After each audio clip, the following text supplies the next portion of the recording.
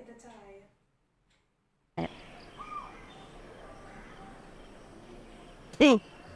എത്ര പ്രാവശ്യം പറഞ്ഞിട്ടുണ്ട് ബാക്കിയുള്ളവർക്ക് ഇടുന്ന പോലെ എനിക്ക് ചായ ഇടരുത്. അതിനെങ്ങനെയാ ചായ നന്നാവാ? ഒരാഴ്ചയായി കല്യാണം കഴിഞ്ഞ് വന്ന് കയറിയിട്ട് ഇന്നേ വരെ നേരത്തെ അടുക്കളയിൽ കയറിയിട്ടില്ല. ധൃതി പിടിച്ച് വരും. എന്നിട്ട് ചായപ്പൊടിയും കുറെ പഞ്ചസാരയും കുറെ പാലും വെള്ളമൊക്കെ അങ്ങോട്ട് ഒഴിച്ചാണ്ട് അടപ്പത്ത് വെച്ച് എന്തൊക്കെയോ കാട്ടിക്കൂട്ടിയൊരു ചായ എടുക്കും. എത്ര പറഞ്ഞാലും മനസ്സിലാവില്ല. പറഞ്ഞിട്ട് കാര്യമില്ല. ഇന്നത്തെയും കൂടി ഞാൻ കാട്ടിത്തരാം. അച്ഛന് ഇത്തിരി കടുപ്പത്തിലും ഇത്തിരി മധുരത്തിലൊക്കെ ചായ എടുക്കണം എത്ര തവണ പറയാം. എത്ര തവണ കാട്ടിത്തന്നു. ഏടത്തി അവിടെ നിന്നേ എനിക്ക് മധുരം കൂട്ടി കടുപ്പത്തിലൊരു ചായ എടുക്കും. ചായ കുടിച്ചിട്ട് ഞാൻ വീട്ടിൽ പോവാനുള്ളതാണേ. ഞാനാണ് അവിടുത്തെ എല്ലാം. ഞാൻ ചെന്നില്ലെങ്കിൽ അവിടെ ഒരു കാര്യങ്ങളും നടക്കില്ല. ഇപ്പൊ രാവിലെ എണീറ്റ് അമ്മ എന്നെ അന്വേഷിക്കുന്നുണ്ടാവും. ഞാനപ്പോ രാവിലെ തന്നെ പോവാണ്. അപ്പൊ ഏടത്തി ഇതേപോലെ തന്നെ ആവണം. ഏടത്തി ആവണം ഈ വീട്ടിലെ എല്ലാ കാര്യങ്ങളും ശ്രദ്ധിക്കേണ്ടത്. അച്ഛനമ്മയുടെയും കാര്യവും ഏട്ടന്റെ കാര്യം എല്ലാം ഏടത്തി വേണം നോക്കാൻ. എന്നെ പോലെ ഏടത്തി ഈ വീട്ടിലെ എല്ലാമായി മാറണം. ഞാൻ ആ വീട്ടിൽ ചെന്നില്ലെങ്കിൽ അയ്യോ അവിടുത്തെ അമ്മയുടെയും അച്ഛൻ്റെയൊക്കെ ഒരു വിഷമം കാണണം. ഏടത്തി അതേപോലെ തന്നെ ഈ വീട്ടിലെ അച്ഛനും അമ്മേനെയൊക്കെ നന്നായി സ്നേഹിക്കണം കേട്ടോ. ഞാനേ അത്ര നന്നായി എൻ്റെ മോളെ വളർത്തിയേക്കണേ. അത് കാരണം ഇന്നേ വരെ അവിടുന്ന് ഒരാളും എന്നെ വിളിച്ചൊരു പരാതി പറഞ്ഞിട്ടില്ല. അങ്ങനെയാ എൻ്റെ മോള്. അവിടുത്തെ പെരുമാറ്റേ ഇന്നത്തെയും കൂടി ഞാൻ കാണിച്ചാൽ അച്ഛൻ എങ്ങനെയാ ചായ ഇടണേന്ന്. ഇത് ലാസ്റ്റത്തെയാ. ഇതിൽ നീ പഠിച്ചിരിക്കണം. ഇനി ഞാൻ പറഞ്ഞിരുന്നു വിചാരിക്കണ്ട. നടക്ക്.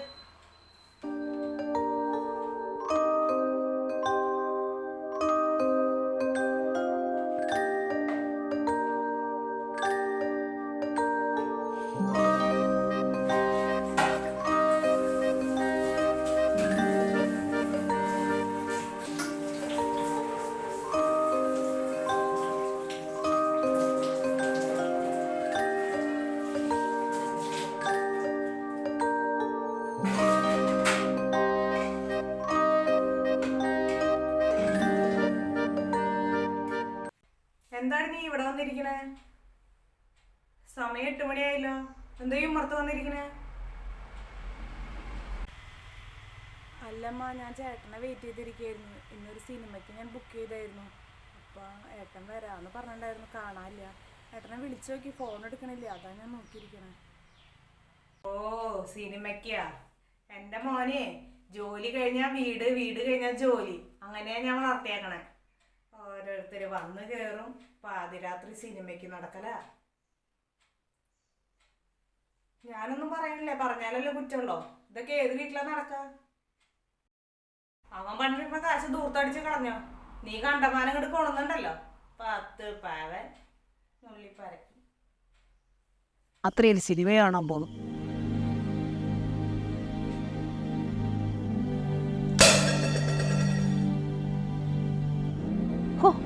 ആ നശിച്ച പൂച്ച. മക്കളെ, നീ അതങ്ങ് തുടച്ചിട്ടേരേടി.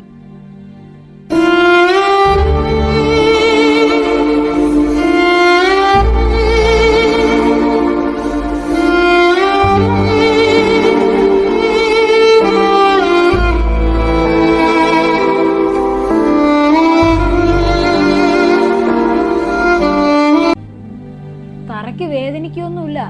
ഒന്ന് അമർത്തി തുടയ്ക്ക്. തറയൊക്കെ ഒന്ന് വൃത്തിയാവട്ടെ.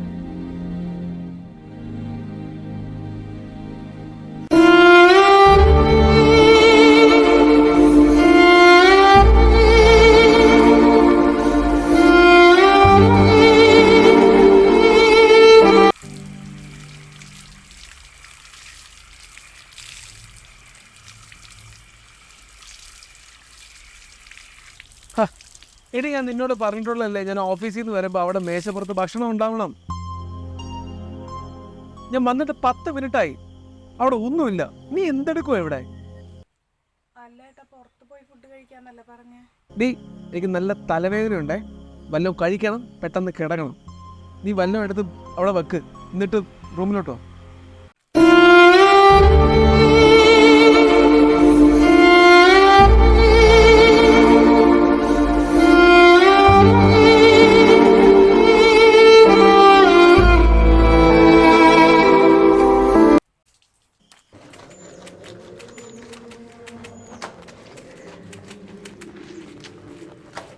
വിദ്യ, ആ നീ എന്നാ മുറ്റത്തൂത്തിടാത്തത്?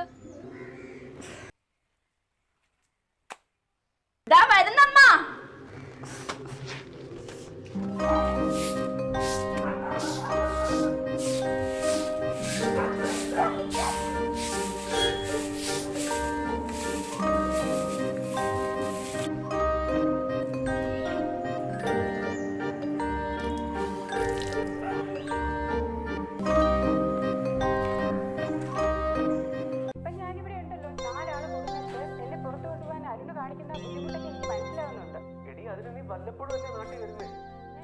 മോളുടെ ജോലിയെല്ലാം കഴിഞ്ഞോ? ആ അച്ഛന് നാളെ രാവിലെ ജംഗ്ഷൻ വരെ ഒന്ന് പോകണം. അച്ഛൻ്റെ ഷർട്ട് ഒന്ന് താൻ ചെയ്തേക്ക്. ശരി.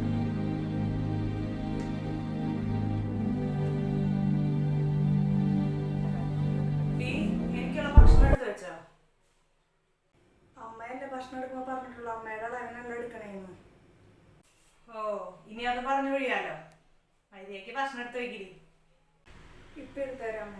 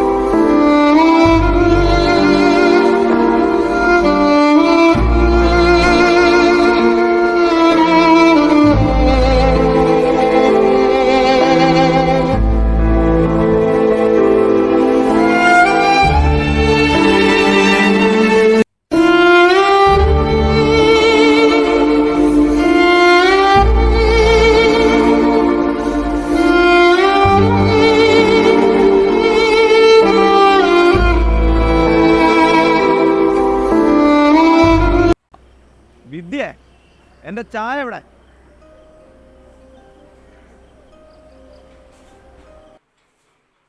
അവളീ നേരം വരെ എണിറ്റില്ലേ? ചായ ഇടുന്ന കാര്യമൊക്കെ മറന്നുണ്ടാവും, കിടന്നുറങ്ങുണ്ടാവും.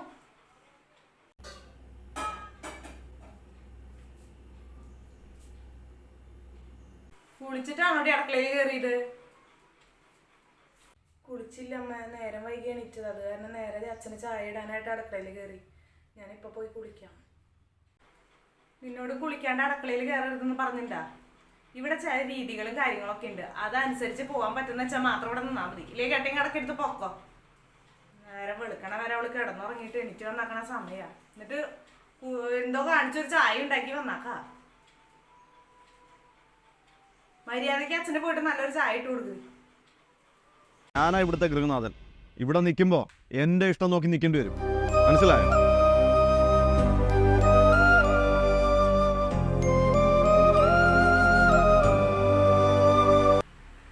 അമ്മ എനിക്കിവിടെ പറ്റണില്ല അമ്മ. അമ്മ പറയണ പോലെ അല്ല അമ്മ. ആദ്യമൊക്കെ അങ്ങനെയാ മോളെ. അഡ്ജസ്റ്റ് ചെയ്യാൻ പഠിക്കണം. സ്വന്തം വീടാണെന്ന് കരുതി നിൽക്കണം മോളെ. ഇതൊക്കെ ഞാൻ നിന്റെ അടുത്ത് നേരത്തെ പറഞ്ഞതല്ലേ. ഒരു കുഞ്ഞൊക്കെ ആകുമ്പോൾ എല്ലാം ശരിയാവും മോളെ. കുഞ്ഞ് അമ്മ, എനിക്ക് ഈ വീട്ടിലൊരു വേലക്കാരിയുടെ സ്ഥാനം പോലും ഇല്ല. അമ്മയോട് അതെങ്ങനെ പറയണ്ടേന്ന് എനിക്കറിയില്ല. അമ്മയ്ക്കത് മനസ്സിലാക്കാൻ പറ്റുന്നില്ല എന്നെ. എനിക്കിവിടെ തീരെ നിൽക്കാൻ പറ്റാത്ത അവസ്ഥയാ. നിനക്കറിയാലോ മോളെ, നിന്റെ അച്ഛൻ പോയതിന് ശേഷം രാഹുൽ ഒറ്റയ്ക്കാണ് എല്ലാം ചെയ്യുന്നത്. അവൻ കഷ്ടപ്പെട്ട ഈ കല്യാണം നടത്തിയത്. ഇനി നീ ഇവിടെ വന്ന് നിൽക്കേണ്ടി വന്ന അവന് നല്ലൊരു ബന്ധം കിട്ടില്ല. ഐശ്വര്യമായി റെഡി ആയില്ലേ? എടി ഈ രാത്രി വല്ലതും കക്കാൻ പോകണം. ഞാൻ പറഞ്ഞതല്ലേ രാവിലെ കല്യാണത്തിന് പോകാനുള്ളതാണ്. രാവിലെ എഴുന്നേറ്റ് ജോലിയൊക്കെ ഒതുക്കി വെച്ചാൽ നിനക്ക് എന്തുവാ? എടി സമയമായി, ഇനി ഇത് എപ്പോൾ പോകാനാണ് റെഡി ആയിട്ട്? അച്ഛന് കാലത്താണ് ചായ കൊണ്ടു കൊടുത്തപ്പോ അച്ഛൻ ആ ചായ അങ്ങനെ തന്നെ ഇറയത്തൊഴിച്ചു.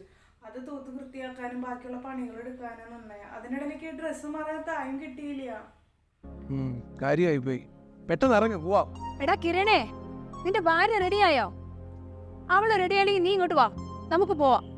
നീ ഇവിടെ നില്ല്, നീ ഇവിടുത്തെ കാര്യങ്ങളൊക്കെ നോക്കും, ഞങ്ങൾ പോയിട്ട് വരാം. ഇനി നീ റെഡി ആവുന്നവരെ കാത്തു നിൽക്കാൻ സമയവും ഇല്ല, സൗകര്യവും ഇല്ല.